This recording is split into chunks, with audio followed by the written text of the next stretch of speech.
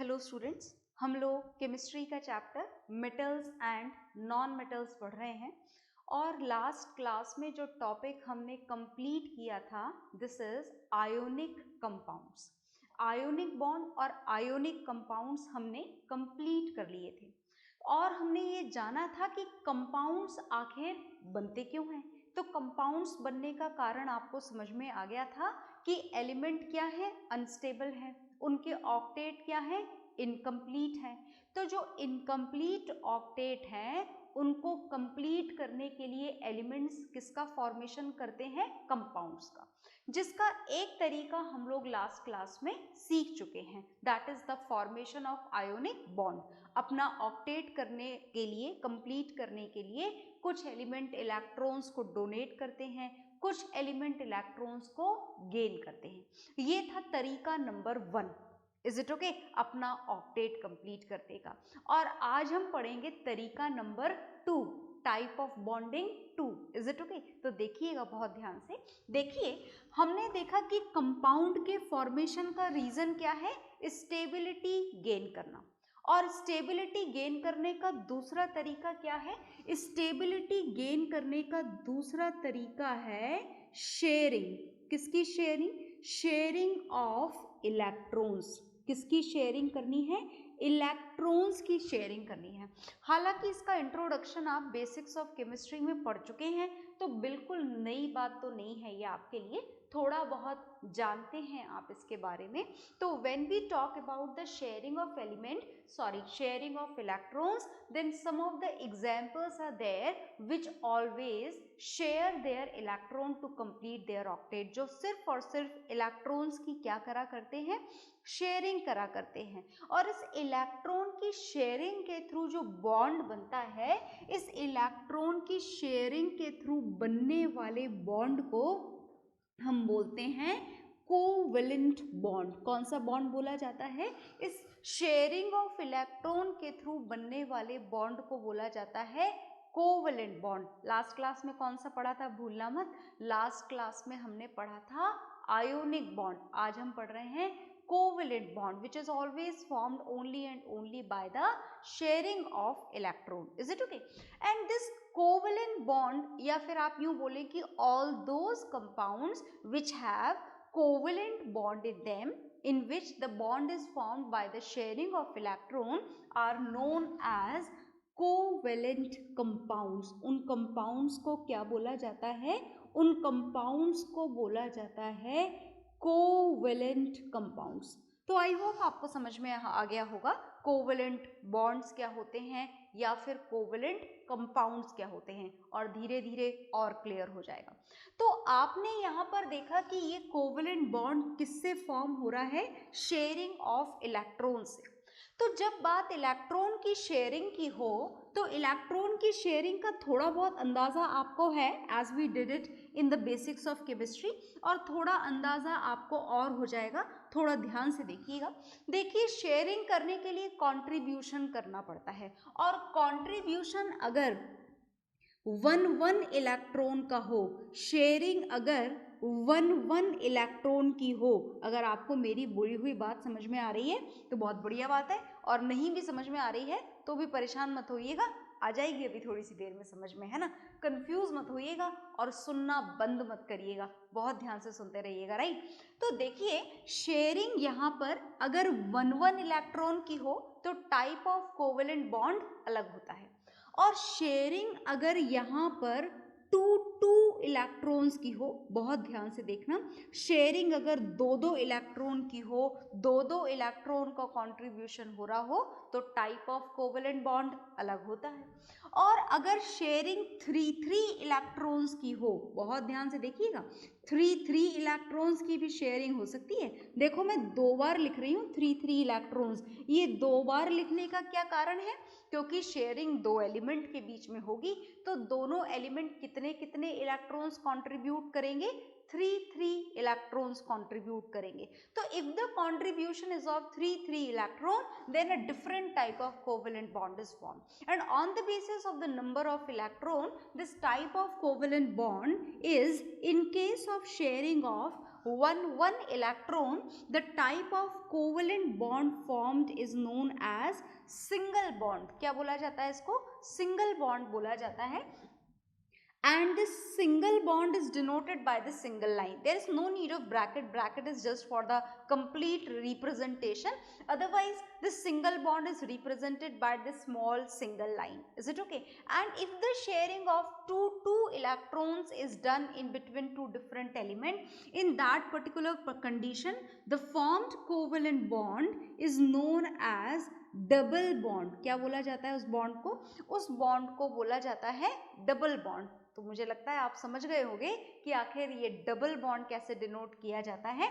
इस double bond को ऐसे दो छोटी छोटी लाइन बना करके डिनोट किया जाता है. Okay, and when we talk about the sharing of 3 electron, then the bond which is formed by the sharing of 3 electron is known as triple bond. And do you know how it is denoted? Yes, of course, you can imagine it now very clearly that triple bond is denoted by these 3 lines, these 3 small lines.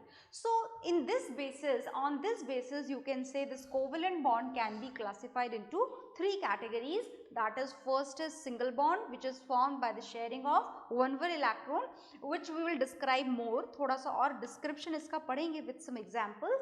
And if the sharing is done with the 2 electron, then the formed bond is known as double bond, and which is denoted by these 2 small lines.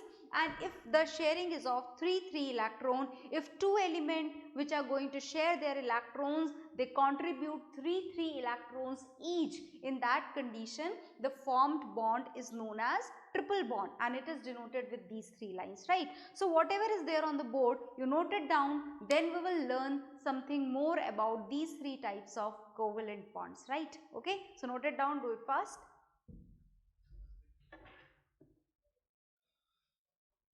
तो okay, I hope आपने note down कर लिया होगा.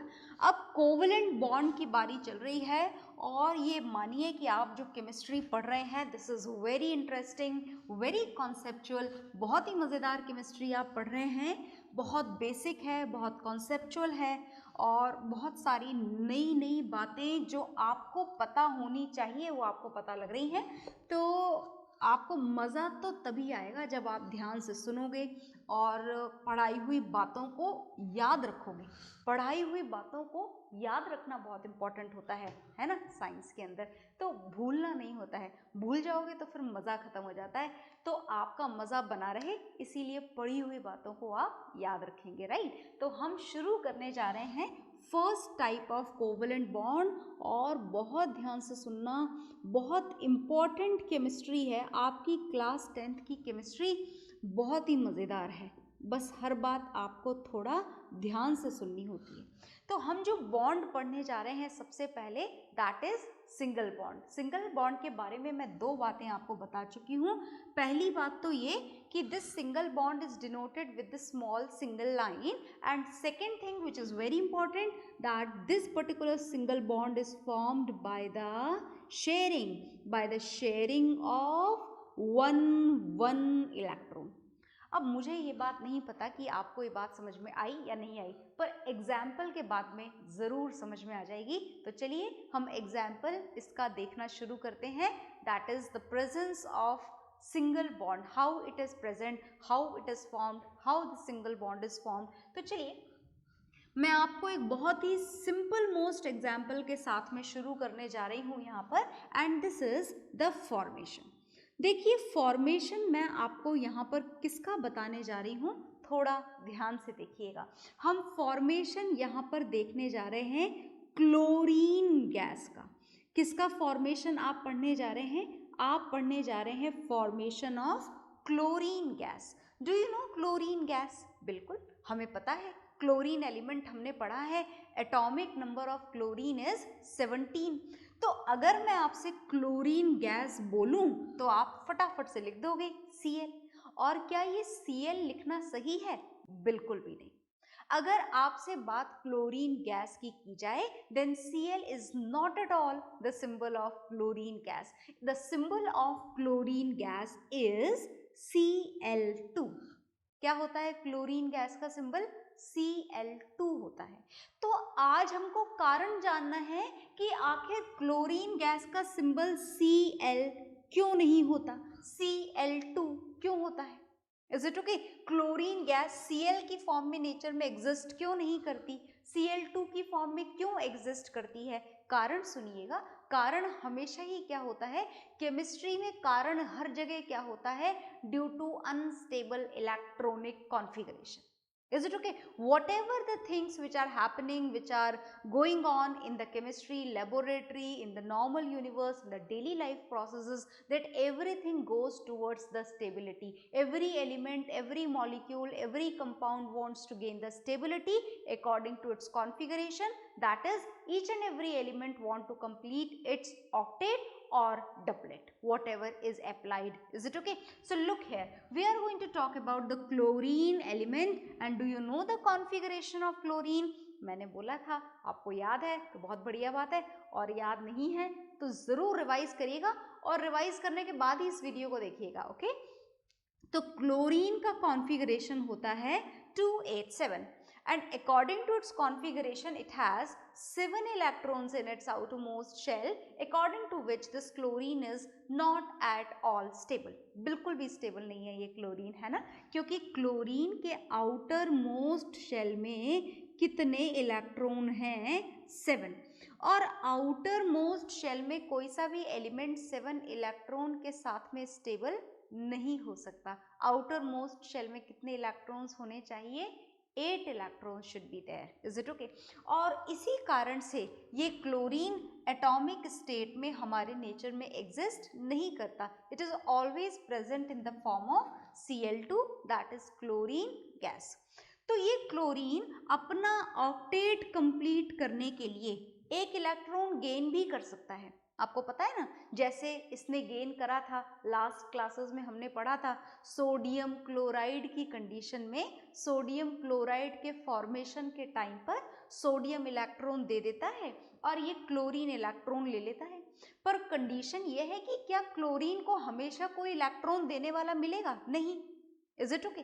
तो अगर इसको electron देने वाला एलिमेंट नहीं है, in that condition this chlorine can share electron to complete its octet. ये इलेक्ट्रॉन की शेयरिंग करके भी अपना ऑक्टेट कंप्लीट कर सकता है, और यहाँ पर वो यही काम करने जा रहा है। तो देखिएगा, another chlorine is there and the configuration of another chlorine is again same, and this is one more electron, and these are the electrons which are present in its outermost shell, and here also this is known as electron dot representation.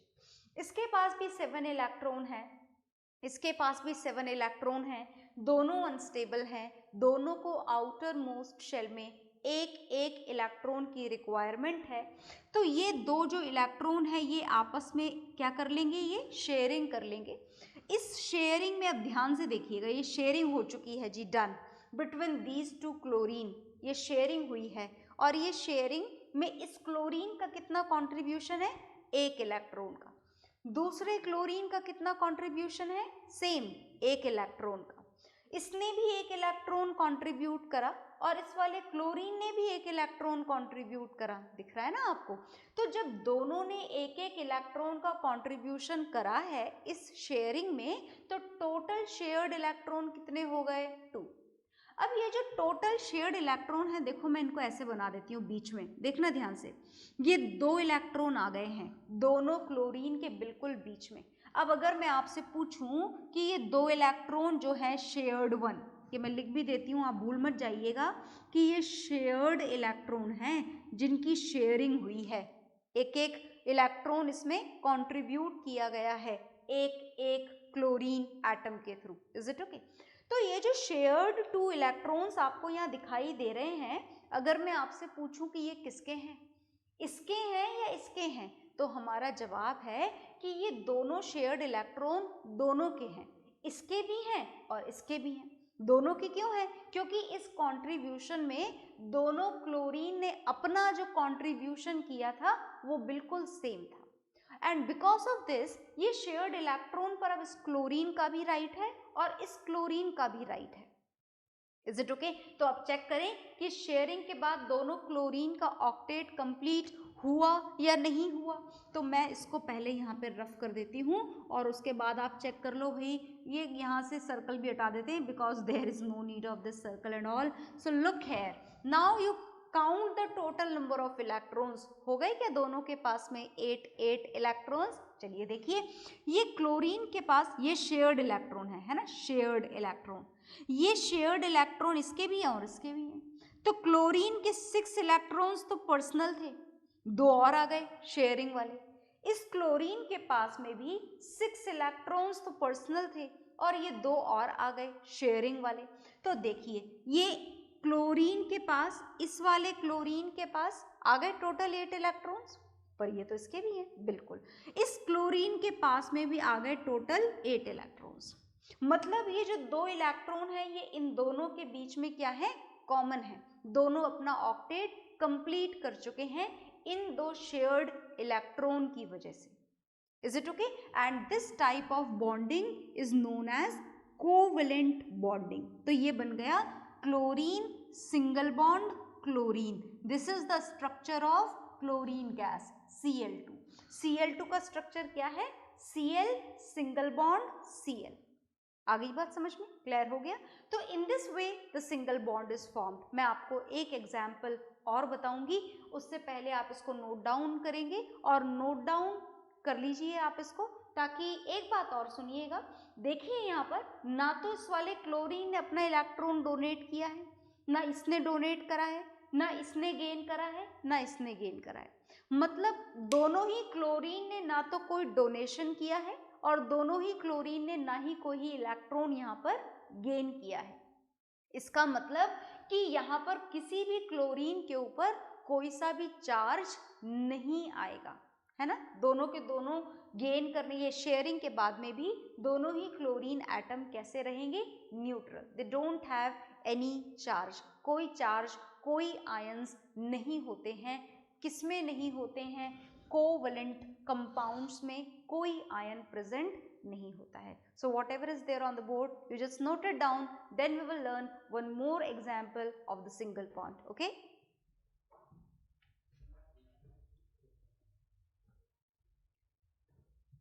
तो आपने ये example note down कर लिया होगा। This is formation of chlorine gas. और chlorine gas के formation के बाद में हम एक और एग्जाम्पल यहाँ पर देखने जा रहे हैं। बहुत ध्यान से सुनेंगे एग्जाम्पल, ये जो नेक्स्ट मैं आपको बताने जा रही हूँ। सिंगल बॉन्ड का फॉर्मेशन हम यहाँ पर पढ़ रहे हैं, ध्यान से देखते जाएंगे। This is the second example of the formation of single bond, and this second example is of HCl। मुझे लगता है कि आप इस HCl को बहुत अच्छी तरीके से पहचान चुके हैं। इसका और इंट्रोडक्शन देने की मुझे आपको ज़रूरत नहीं है। सिर्फ हम ये जानना चाह रहे हैं यहाँ पर सिर्फ और सिर्फ that why this hydrogen is going to combine with this chlorine atom here। आखिर ये कॉम्बिनेशन हुआ क्यों? और इसका कारण तो हम बार बार रिमाइंड कर रहे हैं, अपने दिमाग में रिवाइज कर रहे हैं कि केमिकल कॉम्बिनेशन का कारण एक ही होता है, that is to gain stability. तो चलिए देखते हैं कि क्या ये पहले अनस्टेबल थे? बिल्कुल अनस्टेबल थे। देखिएगा, we will start with the hydrogen atom first. अगर बात हाइड्रोजन एटम की जाए तो इस हाइड्रोजन एटम के पास में एक ही इलेक्ट्रॉन होता है। कॉन्फ़िगरेशन तो याद है ना हाइड्रोजन का? मैंने बोला था, याद नहीं है तो रिवाइज कर लें आप एक बार, तो आपको समझने में ज़्यादा मज़ा आएगा। हाइड्रोजन के पास एक ही इलेक्ट्रॉन होता है, राइट। बात अगर क्लोरीन की जाए तो अभी थोड़ी देर पहले आपने क्लोरीन यूज़ किया था, और इस क्लोरीन के आउटर मोस्ट शेल में कितने इलेक्ट्रॉन होते हैं? 7। और ये 7 इलेक्ट्रॉन्स मैंने आपके सामने बना दिए हैं। Is it okay? आ गई बात समझ में? ये 7 इलेक्ट्रॉन्स, ये इलेक्ट्रॉन डॉट रिप्रेजेंटेशन कहलाता है। इसमें आपको सिर्फ आउटर मोस्ट शेल के इलेक्ट्रॉन्स ही बनाने होते हैं। ओके, अब अगर हम बात करें इस क्लोरीन की और इस हाइड्रोजन की, तो जरा ध्यान से देखें और मुझे सोचकर, ध्यान से देखकर बताएं कि क्या ये हाइड्रोजन एलिमेंट स्टेबल है इस एटॉमिक स्टेट में? नो। क्योंकि इसका ऑक्टेट इनकम्प्लीट है। जरा ध्यान से सुनिएगा, मैंने आपसे बोला कि हाइड्रोजन का ऑक्टेट इनकम्प्लीट है, क्या मैंने सही बोला? नहीं, हाइड्रोजन का तो ऑक्टेट कभी होता ही नहीं है। जब बात हाइड्रोजन की जाए, इसी के साथ में हीलियम की जाए, लिथियम की जाए, बेरिलियम की जाए, तो बात जब तक बेरिलियम की जाए तब तक ऑक्टेट रूल एप्लीकेबल नहीं होते। तो फिर कौन से रूल एप्लीकेबल होते हैं? रूल्स जो एप्लीकेबल होते हैं वो होते हैं डपलेट रूल। कौन से रूल एप्लीकेबल होते हैं? Duplet. Is it okay? Duplet का मतलब समझ गए ना? ये हाइड्रोजन को स्टेबल होने के लिए आउटर मोस्ट शेल में 8 इलेक्ट्रॉन्स की जरूरत नहीं है। कितने इलेक्ट्रॉन्स की जरूरत है? ओनली 2 इलेक्ट्रॉन्स, है ना? हाइड्रोजन को सिर्फ कितने इलेक्ट्रॉन्स चाहिए? सिर्फ 2 इलेक्ट्रॉन्स चाहिए। क्लोरीन को कितने इलेक्ट्रॉन चाहिए? क्लोरीन को 8 इलेक्ट्रॉन चाहिए। तो देखिए बात ऐसी है कि हाइड्रोजन के पास में 1 इलेक्ट्रॉन तो ऑलरेडी है, एक और चाहिए। क्लोरीन के पास में 7 इलेक्ट्रॉन ऑलरेडी है, एक और चाहिए। अब जब दोनों को ही चाहिए तो लेने और देने का तो सवाल ही नहीं उठता। आ गई ना बात समझ में? जब दोनों को ये रिक्वायरमेंट है तो ये ले लेगा वो दे देगा, या वो दे देगा ये ले लेगा, ऐसा कोई तो चांस पॉसिबल ही नहीं है। मतलब एक ही चांस पॉसिबल है, एक ही कंडीशन पॉसिबल है, that is the sharing of electron. Again they will share their electrons, and in this sharing, इस शेयरिंग में देखो ये वाली शेयरिंग हो गई, समझ गए ना? इस शेयरिंग में टोटल शेयर्ड इलेक्ट्रॉन कितने हैं? 2। हाइड्रोजन ने कितना कंट्रीब्यूट करा? 1 इलेक्ट्रॉन। क्लोरीन ने कितना कंट्रीब्यूट करा? 1 इलेक्ट्रॉन। शेयरिंग कितने कितने इलेक्ट्रॉन की हुई? 1 इलेक्ट्रॉन की। And sharing of 1 electron is always responsible for the formation of single bond. और ये जो 2 शेयर्ड इलेक्ट्रॉन हैं ये किसके हैं? हाइड्रोजन के भी और क्लोरीन के भी। और इस कारण से देखो ये हाइड्रोजन के पास टोटल 2 इलेक्ट्रॉन्स आ गए शेयर्ड वाले। क्लोरीन के पास 6 ऑलरेडी थे और ये 2 इलेक्ट्रॉन और आ गए शेयरिंग वाले। आ गई ना बात समझ में? Is it okay? तो इस तरीके से हाइड्रोजन का डपलेट कंप्लीट हो गया और क्लोरीन का ऑक्टेट कंप्लीट हो गया। ओके तो इस तरीके से हाइड्रोजन और क्लोरीन का ऑक्टेट और डपलेट कंप्लीट हो गया with the formation of this single bond in between both of them. आ गई बात समझ में? क्लियर हुआ अच्छी तरीके से? So this is the formation of single bond. Note down कर लीजिए आप इसको।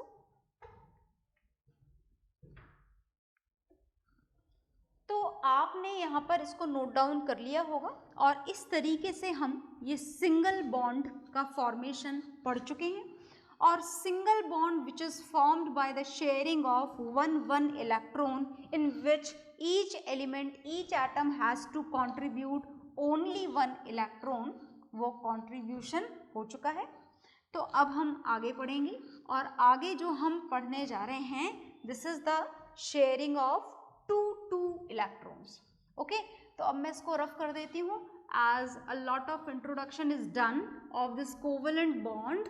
कोवेलेंट बॉन्ड आपने पढ़ लिए हैं, 3 टाइप के होते हैं और चल रही है अभी इसकी आगे की स्टडी। तो चलिए हम आगे की स्टडी भी कंप्लीट करते हैं। Now we are going to know the sharing of 2 electrons. 2 electrons and 2 electrons. That means the total number of shared electron will be 4. Total number of shared electron कितने हो जाएंगे? 4. Each element has to contribute 2 electrons. Is it okay? And when each element contributes 2 electron, in that condition the formed bond is known as double bond. क्या बोला जाता है? Double bond बोला जाता है ना? और डबल बॉन्ड को कैसे डिनोट किया जाता है? डबल बॉन्ड को ऐसे 2 छोटी छोटी लाइंस बना करके डिनोट किया जाता है। तो चलिए आगे चलते हैं और आगे हमें कहाँ जाना है? एग्जाम्पल्स देखने हैं डबल बॉन्ड के। तो मैं आपको एक बहुत ही सिंपल मोस्ट एग्जाम्पल से इसको एक्सप्लेन करने जा रही हूँ। And can you imagine which example we are going to know first? This is the formation of oxygen gas. इस ऑक्सीजन गैस को तो देखिए हम है ना बिल्कुल बचपन से पढ़ रहे हैं। जानते हो ना आप ऑक्सीजन गैस का फॉर्मूला? फॉर्मूला बोले या सिंबल बोले, क्या बोलते हो? फॉर्मूला बोल दें? तो क्या हम O लिख सकते हैं ऑक्सीजन गैस? नहीं। ऑक्सीजन गैस जिसे आप ब्रीथ इन करते हो, जो आपके एटमॉस्फेयर में प्रेजेंट होती है, that is not at all represented by its atomic state. Oxygen gas होती है O2, और अगर ऑक्सीजन के 3 एटम्स कंबाइन हो जाए तो O3 ओजोन बन जाता है। Is it okay? तो देखिएगा, ऑक्सीजन O2 का फॉर्मेशन हम जानने जा रहे हैं। कॉन्फ़िगरेशन आपको ऑक्सीजन का याद है, this is 2,6, that means this oxygen atom has 6 electrons in its outermost shell. तो हमने 6 डॉट लगा दिए हैं। क्या ये ऑक्सीजन का एटम स्टेबल है? बिल्कुल भी नहीं। कितने इलेक्ट्रॉन्स होने चाहिए आउटर मोस्ट शेल में? 8 है। कितने इसके पास में? 6। एक और ऑक्सीजन बना देते हैं, और इसके पास में भी कितने इलेक्ट्रॉन्स हैं? 6।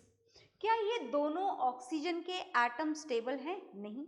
इसको भी 2 इलेक्ट्रॉन्स की रिक्वायरमेंट है और इसको भी 2 इलेक्ट्रॉन्स की रिक्वायरमेंट है। मतलब ये शेयरिंग करेंगे 2 इलेक्ट्रॉन्स की। इस शेयरिंग में इस ऑक्सीजन ने कितने कंट्रीब्यूट करे? 2 इलेक्ट्रॉन्स। इसने कितने कंट्रीब्यूट करे? 2 इलेक्ट्रॉन्स। तो टोटल शेयरिंग कितने इलेक्ट्रॉन्स की हो गई? काउंट करिए, 1 2 3 4। अब ये 4 इलेक्ट्रॉन कौन से ऑक्सीजन एटम के हैं? इसके या इसके? दोनों के। दोनों के क्यों हैं? क्योंकि दोनों ने कंट्रीब्यूशन कैसा किया था? Exactly same. ओके, तो चलिए अब काउंट करते हैं कि क्या दोनों ऑक्सीजन का ऑक्टेट कंप्लीट हुआ या नहीं हुआ। तो चलिए काउंट करते हैं। ये ऑक्सीजन का हो गया ऑक्टेट कंप्लीट। काउंट करिए, 1 2 3 4 5 6 7 8, राइट। इस ऑक्सीजन का हो गया क्या? बिल्कुल हो गया। ये 4 इसके खुद के इलेक्ट्रॉन और ये 4 आ गए शेयरिंग वाले। बिल्कुल ऐसे ही बनाना होगा आपको भी, है ना।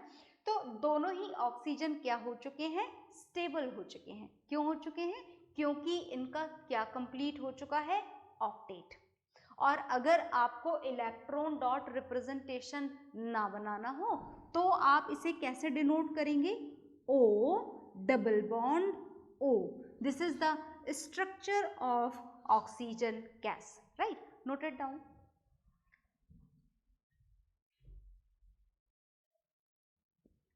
तो आपने ये नोट डाउन कर लिया होगा। This is the formation of double bond. पर डबल बॉन्ड के फॉर्मेशन के कुछ और एग्जाम्पल भी हम देखेंगे, पर उस एग्जाम्पल को हम देखेंगे नेक्स्ट क्लास में। Okay, bye everyone.